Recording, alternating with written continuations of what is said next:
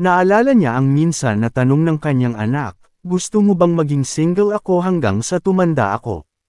Kailangan ko lang ipikit ang aking mga mata at ipakilala ka, ipakilala lang. Gayunpaman, hindi niya masabi ang dahilan na ito, sumagot lang, hindi ko alam. Paano ko ipapakasal ang anak ko sa isang taong tulad mo na nagmamalasakit lang sa pera? Huwag ka nang mangarap, susundin ko lang ang kanyang kahilingan. Kumunot ang noo ni Chung Mayang sa pagkalito, talagang kakaiba iyon. Kumusta naman ako? Inilapag niya ang tasa ng tsaa at sinabi, isa kang mahusay na martial artist, pero hindi ka mabuting tao, tama. Naisip ni Chung Mayang sa kanyang sarili, bakit napaka-observe niya. Bilang ama, gusto kong ipakasal ang anak ko sa isang mabuting tao, hindi sa isang mabuting martial artist. Dahil lang sa aking katayuan bilang pinuno ng pamilya, hindi ako makakatutol ng direkta. Nagklink ang dalawa ng mga tasa ng tsaa at nag-usap. Tila nasa isang napakahirap na sitwasyon siya, napakahirap. Pagkatapos nilang inumin ang baso, sabay nilang inilapag ang mga baso. Tiningnan siya ni Chung Mayang ng may pagtatasa. Isa siyang kawili-wiling tao, parehong praktikal at matigas ang ulo sa karangalan, malamig hanggang sa punto ng pagsasakripisyo ng mga mahal sa buhay, ngunit may sangkatauhan, ganap na naiiba sa matandang bantay. Tama iyan, patriarch, may mabigat na responsibilidad si Dang. Paano siya magiging kasing malaya ni Dang Ba?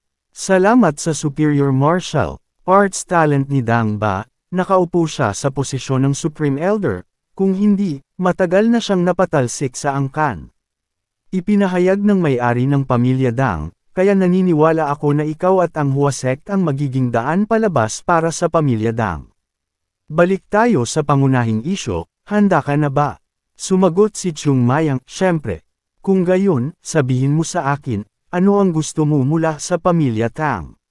Ngumisi si Chung Mayang, nagtanong, sabihin ko muna, gusto ng pamilya Tang na makipag-alyansa sa Huasek, tama? Prangkang sumagot si Dang, eksakto. Gusto ko kayo, hindi ang Huasek, ako. Pero ang Huasek at ako ay iisa. Alam ko, gusto ko lang maintindihan mo ang ibig kong sabihin. Kailangan ko kayo. Handa akong makipag-alyansa sa Huasek, at ang pagsuporta sa Huasek ay hindi problema. Tandaan, pinahahalagahan ka ng pamilya Tang ng husto. Tumawa si Chung Mayang at bumulalas, kaya dahil lang sa akin, handa ang sikat na pamilya Tang na suportahan ang Huasek. Agad na sinabi ni Dang, medyo sobra, pero karapat-dapat ka. Tumawa si Chung Mayang at bumulalas. Isa kang mahusay na sinungaling. Anong ibig mong sabihin? Sumandal siya sa kanyang upuan at kumaway ng kanyang kamay para magpaliwanag, huwag kang masyadong seryoso, hindi ko sinasabing may masama kang intensyon, ang iyong superior na ugali lang ang medyo hindi ako komportable. Kumunat ang noo ni Dang at inobserbahan siya. Nag-on ang serious warning mode ni Dang, masyado ka pang bata at hindi mo nakikita ng malinaw ang sitwasyon. Siyempre, napakalakas ng iyong martial arts, pero iyon lang ang potensyal. Maaaring hindi maging mabangis na tigre ang cub. Kung isa sa alang-alang sa aspetong iyon, hindi kwalipikado ang Huasek na makipagnegosasyon ng pantay sa pamilya Tang. Kahit na maging pinakamahusay ka sa mundo, dahil lang malakas ka, hindi ibig sabihin na malakas na ang buong bundok. Gusto mong itumbas ko ang Huasek sa pamilya Tang dahil lang sa iyong potensyal. Para saan? Tumango si Dang at sumagot, halata naman. Pero ang negosasyon ay hindi usapin sa pagitan ng mga pantay, kundi sa pagitan ng mga taong may magkakasamang pangangailangan. Hindi kailangan ng Huasek ang pamilya Tang, pero kailangan ng pamilya Tang ang Huasek. Pagkatapos niyang magsalita, tumingin siya sa isang lugar, at nagulat ang homeowner sa kanyang puso, ano ang alam mo para sabihin iyan? Ilang segundo ang lumipas, biglang tumayo si Chung Mayang. Pumunta siya sa sulok ng silid kung saan nakalagay ang mapa, determinadong hinayla ang mapa, tapos ibinalik ito sa mesa at inilatag.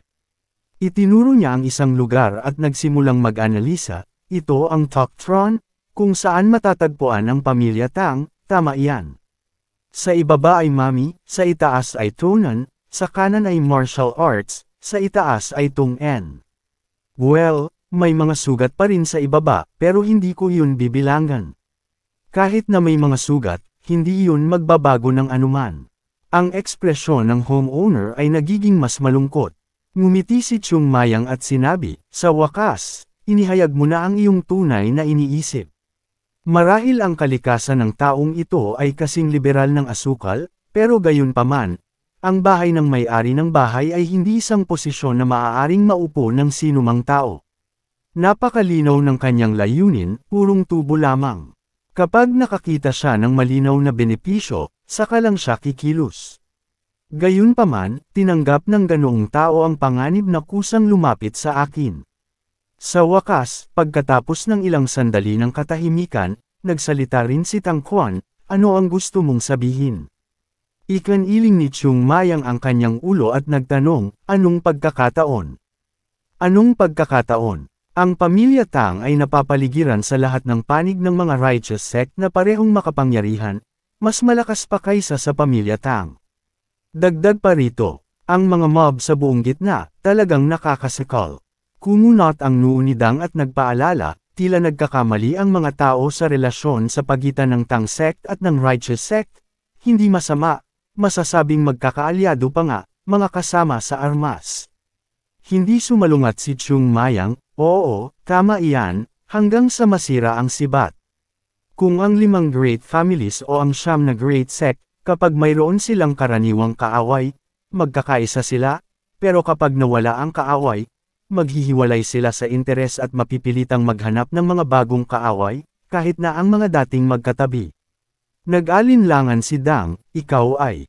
Pinutol siya ni Chung Mayang at nagpatuloy, ang ibang pamilya ay hindi malaking problema.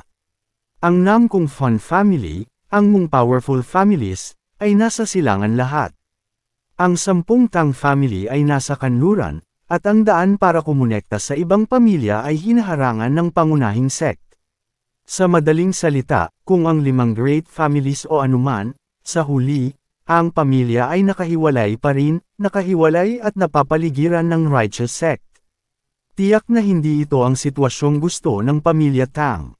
Sa sitwasyong ito, kailangan ng pamilya Tang ng kaibigan, isang kaibigang sapat na malakas para pigilan ang righteous sect at suportahan ang pamilya Tang mula sa likod, at nagkataon, sa likod mismo ng martial arts at tungnom, sa isang napakagandang posisyon para pigilan ang dalawang sect na ito, ay ang Painted Flower. Pagkatapos niyang magsalita, may kumpiyansa siyang ngumiti at tumingin sa homeowner, purong interes, malinaw na benepisyo, ang nagtulak sa kanya na kumilos. Nagbigay pa ng halimbawa si Chung Mayang, kung ituturing natin ang Trong Win bilang go board, para makatakas sa pagkubkob, kailangan nating ilagay ang mga piraso sa labas, hindi sa loob. Kapag nakubkob na, kahit gaano karaming tropa ang ilagay sa loob, hindi mababago ang sitwasyon. Pilit na ngumiti si Dang at nagtanong, sa tingin mo, may ganoong halaga ang Hua sect? Hindi na righteous sect ang Hua sect. Dahil lang hindi na kami righteous sect kaya may halaga kami. Kung righteous sect pa rin kami, gusto ba ng pamilya Tang na makipag-alyansa sa amin? Tiyak na sasali kami sa mga paksayon ng sect, iba iyon, hindi mo maitatanggi ito, tama. Hindi napigilan ni Dang na tahimik na aminin, oo, karaniwan, walang magsasalita nito ng malakas, pero iyon ang katotohanan. Nagpatuloy si Chung Mayang sa pagbubunyag, hindi pinapansin ang mga magagalang na salita. Ang tunay niyang layunin ay samantalahin ang Hua sect para pigilan ang righteous sect na kumukubkob sa pamilya Tang. Kapag kumalat ang mga tsismis tungkol sa pakikipag-alyansa ng Hua sect sa pamilya Tang, tiyak na mag-iingat ang righteous sect at pipigilan ang Hua sect, kaya mababawasan ang presyon sa pamilya Tang. Doon lang napagtanto ng may-ari ng bahay na si Dang ang isang bagay, ang batang ito, nakita niya ang lahat. Minamaliit ko siya, hindi siya isang tanga na marunong lang gumamit ng lakas. Marahil ang taong hawak niya sa kanyang mga kamay ay hindi siya, ako yun. Bumantong hininga siya at umamin, nagkamali ako sa iyo. Sino sa tingin mo ako? Isang arrogant na bata na marunong lang ng martial arts. Nagalit si Dang nang marinig iyon. Sabi ulit ni Chung Mayang, itatama ko siya, bilang isang arrogant na bata na may mataas na kasanayan sa martial arts. Tahimik na nagmura si Dang, "Bastard, bakit mo hinayaang maging ganoon kay Tita Lino ang iyong junior?" Habang nag-iisip, nagsalita ulit siya, "Inaamin ko, iyon ang gusto ko, kaya ano ang opinyon ng Hua sect?" Hinayla ni Chung Mayang ang kanyang upuan at umupo, sumagot, "Walang pinagkaiba sa iyo. Naiisip ko lang na hindi patas kapag nakikinabang ang pamilya Tang sa alyansang ito, habang ang Hua sect ay kailangang magtiis ng pagsusuri ng ibang sect. Gusto ko ng karampatang kapalit, hindi pabor, kundi karampatang kapalit, iyon ang tunay na negosasyon. Paano magbayad? Okay, kung gayon ako." Pinutol ulit ni Chung Mayang, "Well, una, gusto kong linawin ang isang bagay. Ang alyansang ito ay hindi utang na loob sa Hua sect, kundi ang Hua sect na tumutulong sa pamilya Tang. Kaya bago natin pag-usapan ang pagtutumbasan, alisin muna natin ang arrogant na ugaling iyon, dahil ngayon, kinakatawan ko ang Hua sect." Biglang tumahimik ang espasyo, tapos, biglang tumayo si Tang Quan. Tila nagkamali tayo. Ipinagsiklap niya ang kanyang mga kamay at yumuko para ipahayag, si Dang, ang pinuno ng Tok Trong Duang family, ay gustong humingi ng tawad kay Chung Yang, ang pinuno ng Hua sect. Nang makita iyon, tumayo rin si Chung Mayang at gumawa ng katulad na kilos. "Tinatanggap ko ang tawad." Pagkatapos tapusin ang isyong ito, umupo ang dalawa para ipagpatuloy ang negosasyon. Hinaplos ng may-ari ng pamilya Dang ang kanyang tasa ng tsaa at nagtanong, "Kung gayon, ano ang dapat gawin ng pamilya Dang para pumayag ang Hua sect na makipagtulungan?" Itinaas ni Chung Mayang ang tatlong daliri, "Tatlong bagay. Tatlong bagay." Sa tuwing may naiisip siya, may katumbas na bilang ng mga daliri. Una, armas. Nagtaka si Dang, anong klaseng armas? Ang mga lason at hidden weapons ng pamilya Tang ay talagang hindi pinapayagang ipasa.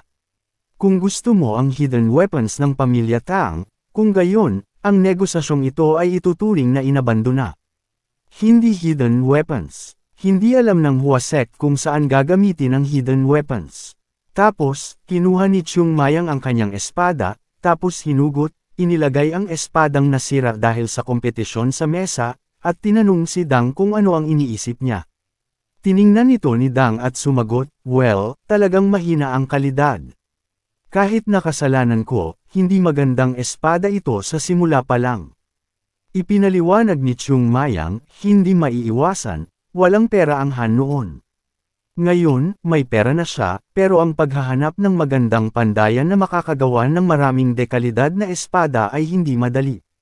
Well, ang mga ganoong pandayan ay tiyak na monopolyo na ng ibang sect, oo. Pero dito, may ilan sa mga pinakamahusay na panday sa gitnang kapatagan. Ang pagpanday ng mga espada ay maliit na bagay lang sa kanila. Pero ang isang sikat na manunulat ay hindi natatakot sa masama, hindi mo ba narinig ang kasabihang iyon? Ngumisi si Chung Mayang, "Kalokohan iyan. Pumunta ka sa mga bahay ng mga sikat na manunulat na iyon at tingnan mo, malamang daan-daang panulat ang mayroon sila." Tumawa si Dang, "Totoo iyon." Ibinalik ni Chung Mayang ang espada sa kaluban nito at nagpatuloy, "Ang masamang espada ay makakapaglabas pa rin ng lakas nito, hindi ibig sabihin na walang pagkakaiba sa pagitan ng magandang espada at masamang espada. Narinig ko na ang pamamaraan ng pagpanday ng pamilya Tang ay ang pinakamahusay sa mundo. Kung makakapandayan ang pamilya Tang ng mga apricot swords para sa Hua sect, napakaganda nyon." Sumasang-ayon ako, hindi ito mahirap. Ano ang pangalawang bagay? Agad na sinabi ni Chung Mayang, "Ituro ng Litan sa Hua sect ang isang martial art." Kumunot ang noo ng pinuno ng pamilya Tang, "Martial arts." Isang taong malinaw na nakakaintindi ng mga bagay-bagay pero gumagawa ng ganoong hindi makatwirang kahilingan. Ang lihim ng royal family ay maaari lamang ipasa sa mga miyembro ng angkan. Tumayo si Dang at tumanggi, "Hindi iyon lihim." Biglang hinubad ni Chung Mayang ang kanyang shirt. Itinuro niya ang sugat sa kanyang tagiliran, isang malabong peklat na lang ang natitira. Kamangha-mangha ang kanyang kakayahang gumaling, salamat sa mahuhusay na medikal na pamamaraan. Ang gusto ko ay ang medikal na kasanayan ng pamilya Tang. Medikal na kasanayan,